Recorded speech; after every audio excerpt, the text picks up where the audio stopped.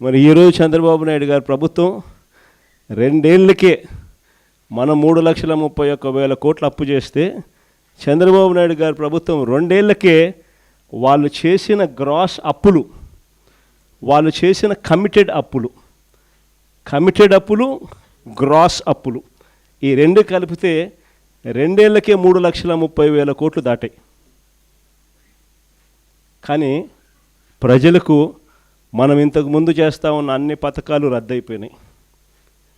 ఈయన ఇచ్చిన super 6, super 7 మాటలన్నీ కూడా మోసాలుగా తేలిపోయాయి. బటన్లు లేవు, ప్రజలకు ఇచ్చింది లేదు. కానీ అప్పులు చూస్తే 2 ఏళ్ళకే మనం 5 ఏళ్లలో చేసిన అప్పులకు ఈయన 2 ఏళ్ళకే 3,30,000 కోట్ల రూపాయలు ఈయన చేసిన గ్రాస్ అప్పులు, చేసిన అప్పులు, కమిటెడ్ అప్పులు. ఇక ఈ డబ్బంతా ఎవరి జోబీ లేకపోతూ ఉంది. నిజంగా ప్రతి ఇంట్లో కూడా ఈ సంభాషణ జరుగుతూ ఉంది.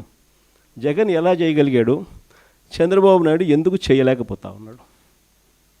కారణం, జగన్ ప్రతి అడుగులోనూ కూడా ప్రజల గురించి ఆలోచన చేశాడు, పేదల గురించి ఆలోచన చేశాడు. ప్రతి అడుగులో కూడా అవినీతి అనేది జరగకుండా ప్రతి ఇంటికి నేరుగా పంపించాడు. కానీ ఈరోజు దోచుకో, పంచుకో, తినుకో, ప్రతి అడుగులోనూ ఇదే కనిపిస్తుంది. అందుకే చంద్రబాబు నాయుడు గారి ప్రభుత్వంలో జరగడం లేదు.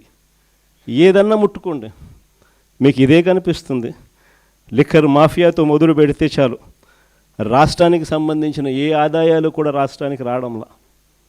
లిక్కర్ మాఫియాతో మొదలు పెడితే ఇసుక, మద్యం, మట్టి, సిలికా, క్వాడ్సు, లాటిరైట్, గ్రెనైటు, అధిక ధరలకు పీపీఏలు, చివరికి అమరావతిలో కూడా 10,000, 12,000 రూపాయలు పర్ ఎస్ఎఫ్టీకి కన్స్ట్రక్షన్ కాస్ట్లు. భూములు చూస్తే శనిక్కాయలకు, బెల్లాలకు, ఇలా కావలసిన వాళ్ళకి అందరికీ కూడా భూములు ఇవ్వడము. ఇంకా రాష్ట్రానికి ఏ రకంగా ఆదాయాలు వస్తాయి? రాష్ట్రానికి రావాల్సిన ఆదాయాలు రాష్ట్రానికి రాకుండా మీ సొంత జోబులు నింపుకు ఒక కార్యక్రమాన్ని చేస్తూ ఉన్నప్పుడు రాష్ట్ర ఖజానా దివాలా తీక ఇంకా ఏమవుతుంది? అందుకే చంద్రబాబు నాయుడు గారి ప్రభుత్వంలో ఈరోజు రాష్ట్రం పరిస్థితి ఇంత అధ్వానంగా తయారైన పరిస్థితి ఈరోజు కనిపిస్తూ ఉంది. మరోవైపు చూస్తే చంద్రబాబు నాయుడు గారి పరిపాలనలో నిజంగా ఆశ్చర్యం కలిగించే విషయాలు కనిపిస్తాయి.